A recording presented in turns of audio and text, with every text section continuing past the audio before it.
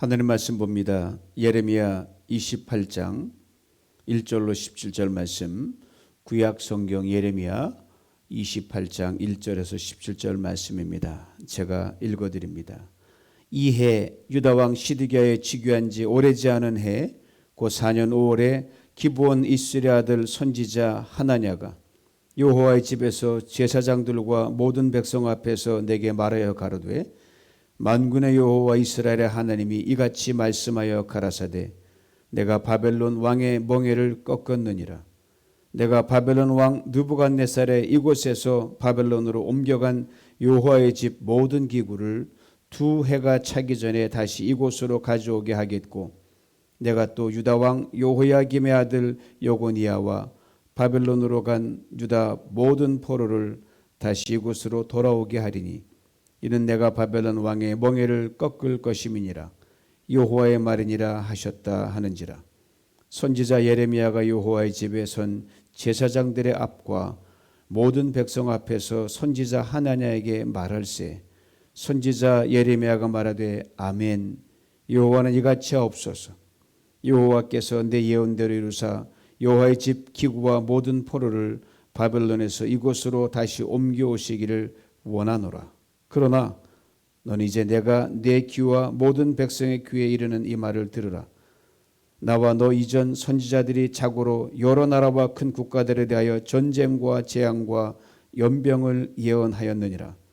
평화를 예언하는 선지자는 그 예언자의 말이 응한 후에야 그는 진실로 여호와의 보내신 선지자로 알게 되리라. 선지자 하나냐가 선지자 예레미야의 목에서 멍에를 취하여 꺾고 모든 백성 앞에서 말하여 가로되 여호와께서 이같이 말씀하시되 내가 2해가 차기 전에 열방의 목에서 바벨론 왕 느부갓네살의 멍에를 이같이 꺾어 버리리라 하셨느니라 하매 선지자 예레미야가 자기 길을 가니라. 선지자 하나냐가 선지자 예레미야의 목에서 멍에를 꺾어 버린 후에 여호와의 말씀이 예레미야에게 임하니라. 가라사대 너는 가서 하나냐에게 말하여 이르기를 여호와의 말씀에 내가 나무 멍에를 꺾었으나 그 대신 쇠 멍에를 만들었느니라. 만군의 여호와 이스라엘의 하나님이 이같이 말하노라. 내가 쇠 멍에로 이 모든 나라의 목에 메워 바벨론 왕 느부갓네살을 섬기게 하였으니 그들이 그를 섬기리라. 내가 들짐승도 그에게 주었느니라 하신다 하라. 선지자 예레미야가 선지자 하나냐에게 이르되 하나냐여 들으라. 여호와께서 너를 보내지 아니하셨거늘 내가 이 백성으로 거짓을 믿게 하는도다. 그러므로 여호와께서 말씀하시되 내가 너를 지면에서 제하리니 내가 여호와께 패역하는 말을 하였음이라. 금년에 죽으리라 하셨느니라 하더니 선지자 하나냐가 그해 7월에 죽었더라. 아멘. 오늘 저는 본문 말씀을 가지고 고난 중에 지는 멍에의 비밀이란 제목으로 함께 은혜를 나누고자 합니다. 인생을 살면서 우리 모두는 예외 없이 고난의 시간을 지나게 됩니다. 그리고 이 고난의 시간을 지나면서 크고 작은 삶의 멍에를 걸머쥐고 갈 수밖에 없습니다. 바로 이 멍에 속에 하나님 주신 신비가 들어있다는 말입니다. 역사는 되풀이된다. 윈스턴 처칠경 등 많은 역사학자들과 정치인들의 입에 회자되었던 말입니다. 근본은 맞는 말이지만 저는 이 말에 개인적으로 크게 동의하지 않습니다. 왜냐하면 인간의 역사를 통해서 보면 어느 작은 사건 하나, 어느 큰 사건 하나라도 결코 동일한 게 없기 때문입니다. 하늘에 내리선 눈송이가 하나도 똑같은 게 없듯이 말입니다. 이런 점 저는 마크 트웨인의 다음의 말에 더 끌립니다. History doesn't repeat itself, it rhymes. 역사는 되풀이되지 않는다. 다만 우리에게 울림을 줄 뿐이다. 역사는 되풀이된다는 말을 마크 트웨인이 자기 버전으로 해석한 것인데 전적으로 공감을 합니다. 동일한 사건은 반복되지 않지만 후대에 깊은 교훈과 깨달음을 준다는 의미이기 때문이다. 이와 함께 칼 막스의 다음의 표현도 귀담아 들을 필요가 있습니다. History repeats itself. First as a tragedy, second as farce. 역사는 되풀이된다. 먼저는 비극으로, 다음은 어릿광대짓으로. 예를 들면 이런 것이지요. 지나간 과거의 큰 전쟁들이 수도 없이 많이 일어났던 인류 역사 아닙니까? 전쟁은 그 당대는 정말 참혹합니다.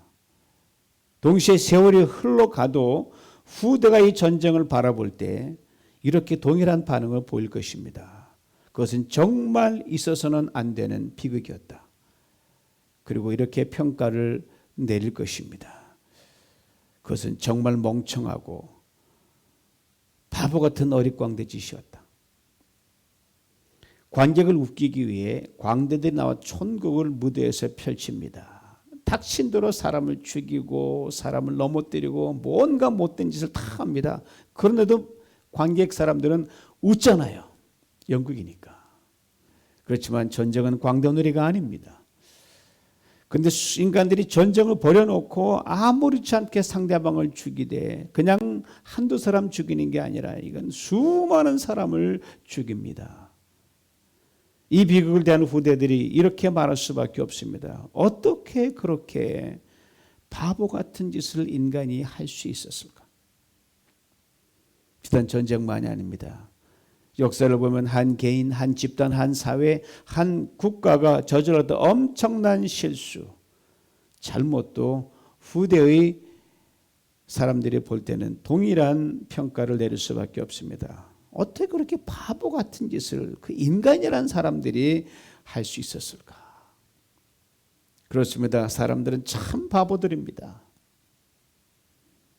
어제와 오늘 분명히 다른 시간입니다. 과거와 지금도 분명히 다른 시간입니다. 사람들도 달라요. 그런데 바보 같은 일들이 쉬지 않고 기록을 갈아치며 일어나고 있습니다. 악의 바보 같고 손에 지혜로워야 하는 이것이 거꾸로 작용하기 때문입니다. 그런데 말입니다. 인간의 역사를 보면 바보짓도 어느 정도 돼야 이해를 하죠. 그래서 근데 어떤 건 아무리 생각해도 그러면 안 되는 바보짓들이 참 많이 있어 왔습니다. 이런 점도 시편의 한 구절 말씀이 문득 생각납니다. 시편 49편 20절 말씀 들어보세요. 존귀에 처하나 깨닫지 못하는 사람은 멸망하는 짐승과 같다. 하나님의 형상들의 짐으로 인간은 참으로 존귀한 존재들입니다. 그래서 만물의 영장이라고 하잖아요. 그러나 하나님을 떠나면, 하나님을 잊어버리면 이 존귀한 존재가 참으로 비참한 존재로 전락하고 맙니다. 사랑하는 성도 여러분, 우리가 하나님을 떠날 때 가장 큰 손실이 무엇인지 혹 아시는지요? 죽음? 아닙니다. 실패? 아닙니다. 망하는 것? 아닙니다. 고난과 역경? 아닙니다. 물론 이런 것들이 일어날 수가 있어요. 그러나 가장 큰 손실은 뭐냐요? 우리가 총명을 잃어버리는 겁니다. 즉 아주 바보도 멍청한 바보가 되어버린다는 겁니다. 그래서 모든 것을 제대로 전혀 이해하지 못합니다. 전혀 상황 판단을 못합니다. 그래서 비참한 신세가 됩니다. 그러므로 인간이 존귀한 존재로 살아가는 것은요, 지식의 문제가 아닙니다. 소유의 문제도 아닙니다. 지위의 문제도 아니고 이것은 꼭 신앙의 문제요, 믿음의 문제요, 신뢰의 문제요, 바로 진리의 문제입니다. 오늘 본문에 두 사람의 선지자가 등장합니다. 한 사람은 예레미야요, 다른 한 사람은 하나냐입니다. 예레미야 진실의 편에 산 하나님의 선지자였습니다. 하나냐 거짓의 편에 섰던 당시 정치, 종교 지도자들의 선지자였습니다. 두 사람 이름 보면 참으로 그렇게 좋은 이름 없어요. 예레미야는 하나님이 세우신다는 것이요, 하나냐는 하나님의 긍휼과 자비를 베푸신다는 참으로 좋은 이름입니다. 그런데 예레미야는 그 이름의 뜻대로 살아갔고 하나냐는 그 이름의 뜻에 반하는 삶을 살았습니다. 오늘 이 두 선지자가 충돌하는 장면이 등장합니다. 그 이유는 예루살렘의 멸망과 예루살렘의 회복에 대한 그 예언에 있어서 두 사람의 엄청난 시각차 때문에 각을 세우고 있습니다. 예루살렘의 멸망, 예루살렘의 멸망, 그것은 당시에는 피할 수 없는 것이었습니다. 그건 둘 다 알고 있었어요.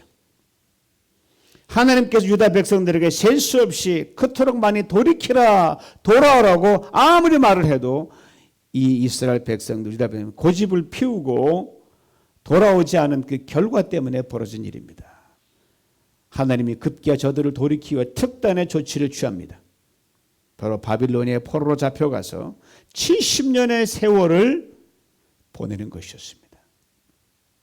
예레미야를 통해 이것을 분명히 말씀하셨습니다. 그런데 70년 포로 생활을 하는 것을 상징적으로 보여주기 위해서 하나님께서 예레미야하고 너 나무로 된 멍에를 만들어 목에 차고 다니라고 말씀하셨습니다.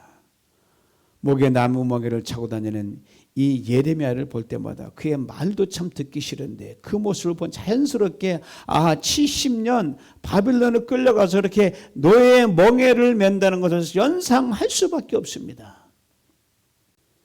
당시 종교 지도자들과 왕들에게는 이것이 못마땅할 수밖에 없습니다. 이로 인해 예레미야를 죽이기까지 모의를 합니다. 예레미야는 극적으로 하나님의 도우심으로 소수의 사람의 그 도와줌으로 그 죽음을 모면하게 됩니다. 오늘 본문 시작에 한 임금이 등장하는데 바로 유다의 마지막 왕 시드기야입니다.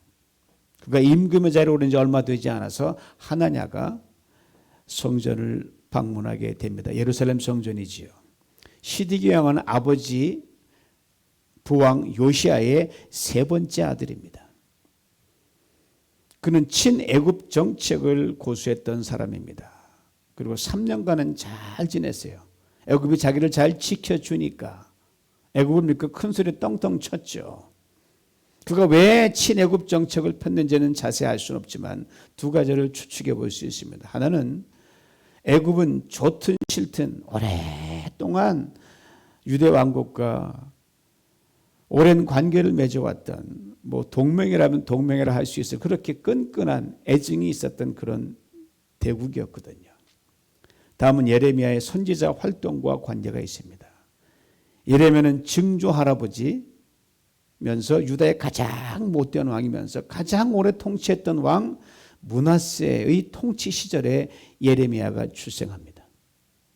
그리고 할아버지 암몬 왕 그리고 아버지 요시야 왕을 거쳤던 관록이 있는 하느님의 선지자였습니다.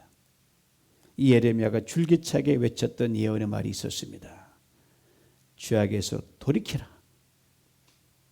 그렇지 않으면 북방의 강한 나라 바빌로니아에게 멸망을 당하고 포로로 끌려갈 것이다. 그리고 70년간 고생할 것이다.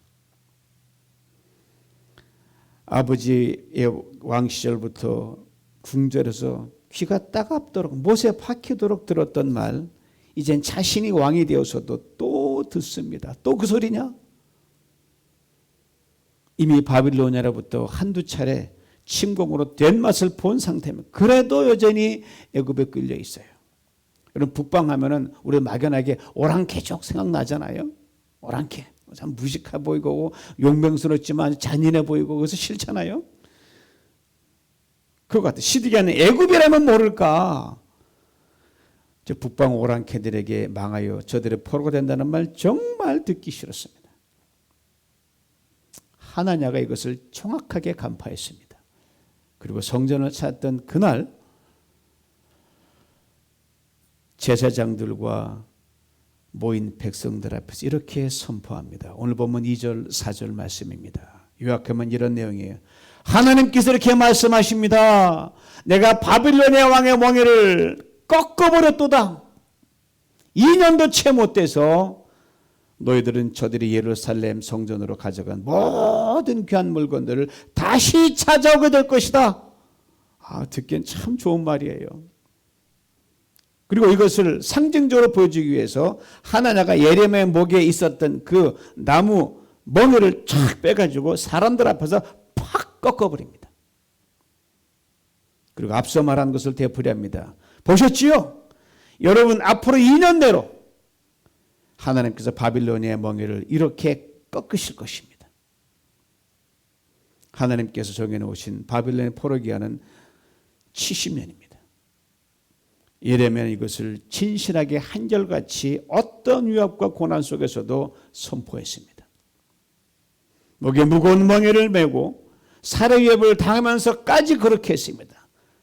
깜깜한 감옥에 처박히는 그런 수모를 당하면서도 그렇게 했습니다. 그런데 하나님은 이것을 2년도 채 못해서 끝난다고 거짓되게 선포했습니다. 여러분, 고난은 짧을수록 좋지요. 그래서 그건 누구나 원하는 바입니다. 예레미야도 그랬거든요. 오늘 보면 6절 말씀을 봅니다. 하나님가 2년도 채 못돼서 바빌론의 멍에를 벗게 될 것이다라고 거짓 예언한 것을 듣고 예레미야의 반응입니다. 현대인으로 성경을 읽어드립니다. 아멘! 저도 아멘이죠. 여호와께서 그렇게 하시기를 나도 바라고 있다. 여호와께서 너의 예언이 이루어지게 하셔서 성전의 모든 기구들을 바빌로니아에서 다시 이곳으로 가져오고 모든 포로들을 다 데려오시기를 진심으로 바란다. 70년 포로 생활과 2년도 못 되는 포로 생활 중 여러분은 어느 것을 더 원하십니까? 대답을 굳이 들을 필요가 없어요. 삼척동자 다 아는 거니까. 그런데 오랜 세월 동안 불순종의 길로만 고집스레 걸어갔던 유대 민족을 위해서 하나님은 70년의 고난의 시간을 이미 정해 놓으셨습니다. 여기서 한 가지 짚고 넘어갈 것이 있습니다. 70년의 고난의 시간, 하나님께서 그 없이 하거나 아니면 줄어들 방도가 없었을까요? 가령 하나님의 말처럼 2년도 채 못되게 짧게 줄일 수가 없었을까요? 우리 하나님 당연히 그렇게 하실 수 있죠. 능력이 무한하신 분이신데. 그러나 역사적으로는 그런 일은 일어나지 않았습니다. 원인은 하나님께 있지 않고 바로 유대 백성들에게 있었습니다. 저들은 하나냐가 전하는 말에만 관심이 있었지. 좋잖아요. 그래? 그럼 당연하지. 맞지. 그러나 정작 저들이 진심으로 회개하고 돌이키는 데는 정말 인색했고 싫어했습니다. 잊지 마시기 바랍니다. 하나님께서 마지막 순간까지도 이렇게 말씀하셨다는 사실을 지금이라도 너희가 돌이키면 다 없는 곳으로 원점으로 되돌리겠다라고 말씀하셨거든요. 하나님의 고난의 시간 결코 불변이 아니었습니다. 얼마든지 변할 수 있었고 아니 전혀 없는 일로 되돌릴 수 있었습니다. 이런 점에서 저는 유다 백성들의 바빌론 70년 세월을 불강력적인 것이 아니라 철저하게 인재였다고 생각합니다. 그렇게 저들은 바보같이 굴었다는 거예요. 그래서 저들은 바보처럼 고집을 피웠습니다. 그렇습니다. 우리 하나님은 11th hour, 즉 인생의 막다른 골목에서 모든 상황을 원점으로 돌릴 수 있을 만큼 긍휼과 사랑이 풍성하시고 무한하십니다. 저들이 하나님의 말을 듣고 하나님께 돌이킬 수 있는 마지막 기회를 날려버린 것이 너무너무 지금 읽어도 안타깝습니다. 어떻게 이렇게 멍청한 짓을 했을까? 끝까지 바보처럼 살았던 유대 백성들, 그 저들을 거짓으로 호도했던 하나냐에게 하나님 예레미야를 통해 이렇게 말씀하셨습니다. 오늘 보면 13절 말씀입니다. 네가 나무 멍에를 꺾었으나 대신 쇠 멍에를 만들었니라. 이제는 결코 벗을래야 벗을 수도 없는, 꺾을래야 꺾을 수도 없는 70년 고난한 멍에를 짊어질 수밖에 없다는 그런 말씀이 아니겠습니까? 그리고 원래 없었던 멍에를 하나 더 지워주셨습니다. 오늘 보면 14절 마지막 부분입니다. 들어보세요. 내가 들짐승도 그에게 주었느니라. 즉 들짐승까지 바벨로니아 왕 느부갓네살에게 다 넘겨주겠다는 말씀입니다. 여러분, 짐승들 사람들이 아니잖아요. 우리는 뭐 갈 때 못 갈 때 못 가잖아요. 우리 인간의 이 신체에 한계가 있고 모든 게 약하니까.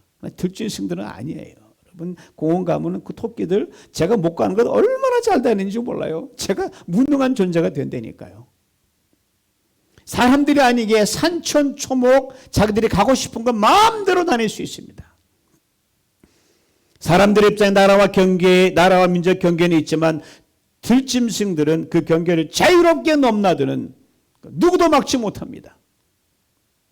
그런데 이제는 고난의 시간 동안 들짐승들도 멍에를 매게 될 것이라는 말씀입니다. 어떻게 이런 일이 일어날 수 있습니까? 아시는 대로 바벨로니아의 침공으로 예루살렘 성과 예루살렘 성전이 초토화됩니다. 산과들이 황폐화됩니다. 들짐들이 거쳐가 하루아침에 사라져버리는 거예요. 우리 인간이 개발을 막 하면서 그 호수 보면 죽어가지고 물고기들이 다 죽어 그냥 널브러져 있는 걸 보잖아요. 그러니 유대 땅의 모든 짐승들이 바벨론에 살기가 넘어갈 수밖에 없습니다. 유대 백성들의 바보짓 때문에 애꿎은 들짐승에까지도 바야흐로 순환시대가 열리게 되었습니다. 내가 비록 여러분 바보짓을 했다 손치자고요. 하지만 똑똑한 사람의 말을 하면 들을 수만 있으면 그 바보짓 다시 안 할 수 있고 멈출 수가 있습니다. 그런데 바보 같은 유대인들, 진실한 하나님의 선지자였던 예레미야 말을 따르지 않고 멍청한 하나님의 거짓 선지자의 말을 따랐습니다. 하나님께서 예레미야를 통해 하나님에게 이렇게 말씀하셨습니다. 오늘 보면 15절 16절입니다. 현대인의 성경을 읽어드리면 들어보셔요. 하나님은 똑똑히 들으시오. 주님께서는 당신을 예언자로 보내지 않으셨는데도 당신이 이 백성의 거짓을 믿도록 하였소. 그러므로 주님께서 이렇게 말씀하셨소. 내가 너를 이 지면에서 영영 없애버릴 것이니 금년에 내가 죽는다. 내가 나 주를 거역하는 하였기 때문이다. 이 말씀 하나냐는 그의 7월에 죽었습니다. 죽은 하나냐 그리고 그의 말에 귀를 기울였던 제사장들과 왕들 그리고 유다 백성들 분명 바보들이었음에 틀림없습니다. 어떻게 그렇게 바보짓 할 수 있을까? 유대인들이 겪었던 바빌로니아 포로 70년 유일한 민족적 사건이었습니다. 그와 동일한 일은 존재하지도 않았고 앞으로도 존재하지 않을 것입니다. 한 민족이 비참한 과거의 역사적 사건과 우리 현실 또한 전혀 똑같지 않습니다. 다만 이를 통해서 우리가 고난을 대하는 삶의 자세를 배울 수 있습니다. 고난이 찾아올 때 그 고난이 내게 주는 의미가 무엇인지 그로 인해 멍에를 져야 한다면 어떤 자세를 지어가야 하는지를 깨닫는 것입니다. 그렇지 않으면 세월이 아무리 흘렀어도 지나간 시절 저들 행했던 바보짓을 향해 비난의 화살을 쏘아대기 급급할 뿐입니다. 고난의 시간을 지나며 내게라는 크고 작은 일들에 대한 원망과 불평, 조급한 마음을 가질 수밖에 없습니다. 그 고난이 나의 허물과 죄와 잘못으로 인한 것이든 아니든 간에 말입니다. 그러니 우리는 고난이 정말 잘 받으면 멍에가 정말 가버졌으면 하는 데만 우리의 생각이 치우칠 수밖에 없습니다. 오늘 등장하는 유대 백성들과 유다 하나냐가 그랬듯이 말입니다. 그리고 성경이 이렇게 말합니다. 시편 37편 1절과 그리고 7절 8절 말씀에 들어보세요. 행악자련에 불평하여 받지 말며 불의를 행하는 자를 투기하지 말지어다. 여호와 앞에 잠잠하고 참아 기다리라. 자기 일이 형통하며 악한 꾀를 이루는 자를 인하여 불평하여 말지어다. 분을 그치고 노를 버리라. 불평하여 말라. 행하게 치우칠 뿐이라. 사랑하는 성도 여러분, 우리는 지금 팬데믹의 한 복판을 지나고 있습니다. 이렇게 오래 지속될지는 아무도 알지 못했고 누구도 상상하지 못했습니다. 그래서 개인도 나라도 세상도 심지어 교회도 지쳐 있습니다. 그래서 많은 격려와 위로가 어느 때보다도 필요한 때입니다. 특별히 백신 그리고 치료제란 말만 들어 귀가 솔깃합니다. 저도 그래요. 금방이라도 모든 것이 정상으로 돌아갈 것 같은 희망을 가지게 됩니다. 목사인 저를 위시하여 성도님들 모두 예외 없이 이 팬데믹의 위기가 속히 지나가길 간절히 기도했고 기도하고 있고 앞으로도 그럴 것입니다. 지극히 자연스럽고 당연한 일입니다. 그러나 잠시 멈춰서 우리가 꼭 깊이 새겨야 할 것이 하나가 있다고 오늘 본문은 우리에게 일깨워 줍니다. 지금 우리에게는 당장의 번개 위로도 필요하고 단기간의 격려도 필요합니다. 그러나 조급하게 되면 하나냐가 범했던 실책을 범할 수 있습니다. 그러다면 멍에를 끊어내기에 급급합니다. 내가 내 운명을 결정지으려고 하는 진실되지 못한 선지자가 되어 목청을 높이고 세상과 각을 세우게 됩니다. 그리고 우리는 예레미야처럼 극한 고난 중에도 합력하여 선을 이루시는 하나님을 굳게 신뢰하면서 인내의 내공을 키우고 우리의 삶 속에서 소리 없이 그러나 쉼 없이 흘러내리는 주님의 위로와 격려를 받아 누릴 수 있는 넉넉함이 있어야 함을 일깨워 줍니다. 고난 중에 우리가 매는 멍에는 내가 풀려고 해서 풀려지는 게 아닙니다, 여러분. 내가 꺾으려고 한다고 꺾어지지 않습니다. 하나님이 꺾으시고 하나님이 푸실 때까지 잠잠히 기다리며 신앙의 내공을 착실히 쌓아가야 됩니다. 여러분, 바벨론 포로로 잡혀가면서 그 멍에를 메었던 그 이스라엘 백성들 참 힘들었겠죠. 그러나 더 힘든 사람은 누군지 아셔요? 바로 하나님이세요. 얼마나 하나님이 수욕을 당하는지 아셔요? 자기들은 자기들 잘못 때문에 창피했다고 치자고요. 그렇지만 하나님은 그들을 정말 잘 따라와 줄 거라고 택했는데 그렇게 미신을 깎아내고 하나님이 더 공경에 처하게 만들었거든요. 이 하나님이 진 멍에는 이스라엘 백성 멍에보다 훨씬 상상할 수 없이 큰 멍에를 하나님이 치셨다는 걸 저들이 알았다면 그냥 바보지도 않았죠. 훗날 예수님께서 우리 모든 사람이 큰 멍에를 지고 가시면 이렇게 말씀하시잖아요. 수고하고 무거운 짐진 자들아 다 내게로 오라. 내가 너를 편히 쉬게. 나는 온유하고 겸손히 내 멍에는 쉽고 가벼움이라. 사랑하는 성도 여러분, 팬데믹을 지나면서 여러분 제 삶에 씌워진 멍에 거창스러운 짐이 결코 아닙니다. 곰곰이 생각해 보면 저주나 행벌 나아가 심판은 더더욱 아닙니다. 우리를 새롭게 하시는 하나님의 은혜의 또 다른 사인입니다. 그러기에 지금 여러분과 제게 씌워진 멍에는 우리의 믿음의 지경을 넓게 해주는 촉매요 하나님의 예배한 축복으로 가는 징검다리가 될 줄 믿습니다. 이것이 예레미야가 고난 중에 자신의 목에 지고 갔던 멍에에 담긴 비밀이었습니다. 오늘 말씀을 대하면서 목회자요 실존주의 철학자였던 라이널 니브의 기도가 내리십니다. 들어보셔요. 하나님, 내가 변화시킬 수 없는 것들은 묵묵히 받아들일 수 있는 마음을 주시고 변화시킬 수 있는 것들은 바꿀 수 있는 용기를 주옵소서. 그리고 무엇이 변화시킬 수 없는 것이며 무엇이 변화시킬 수 있는 것인지를 구별할 수 있는 탁월한 지혜를 주시옵소서. 팬데믹이 우리에게 씌워진 멍에 우리가 변화시키거나 바꿀 수 없는 것임을 아는 지혜가 우리에게 요구됩니다. 멍에 분명 거추장스럽고 불편하고 힘든 것입니다. 그러나 이것을 푸시고 꺾으시는 하나님께 맡기는 중에 오직 우리의 삶을 눈물의 기도로 하늘에 사무치는 찬양으로 덮으면서 저 멀리 보이는 하나님의 형통을 믿음의 눈으로 바라보며 날마다 승리의 삶을 살아가시길 주님의 이름으로 축원합니다. 여호와의 말씀은 내 생각은 너희 생각과 다르며 내 길은 너희 길과 달라서 하늘의 땅보다 높음같이 내 길은 너희 길보다 높으며 내 생각은 너희 생각보다 높으니라. 너희를 향한 나의 생각은 내가 아나니 재앙이 아니라 곧 평안이요 너희 장래에 소망을 주려 하는 생각이라. 기도하겠습니다.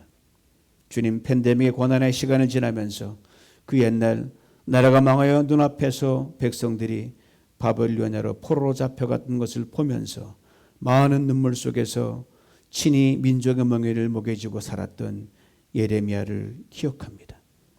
주님, 지난 수개월 동안 고난의 시간이 빨리 끝났으면 하는 조바심 때문에 이 고난을 통해 하나님 뜻을 헤아리는데 더 마음을 쏟지 못했습니다. 또한 고난에 우리에게 씌워진 멍에의 무게와 크기로 인해 겸손히 수용하는 인내가 부족했습니다. 우리를 긍휼히 여겨 주옵소서. 주님, 팬데믹이 우리에게 씌워진 멍에를 풀고 꺾으실 분은 오직 주님밖에 없기에 주님께 온전히 맡깁니다. 오직 예레미야처럼 눈물의 기도로 멍에를 적시며 하늘에 사무치는 찬양으로 멍에를 두르면서 우리를 위해 주께서 예배해 놓으신 축복을 믿음의 눈으로 지금 바라보게 하옵소서. 결코 되풀이 되지 않을 인생에서 딱 한 번뿐인 오늘의 이 팬데믹의 고난의 시간을 훗날 되돌아볼 때 우리 인생에서 주님의 은혜가 차고 넘쳤던 시간이었노라고 고백할 수 있게 하여 주옵소서. 팬데믹의 고난의 시간을 기쁨으로 잘 감당하는 중에 탁월한 인내를 이루게 하시고 인내 중에 하나님을 정금같이 빚으시사 소망을 이루는 우리 모두가 되게 하여 주옵소서. 날마다 순간마다 우리에게 승리를 주실 주님을 찬양하며 예수님의 이름으로 기도드립니다. 아멘.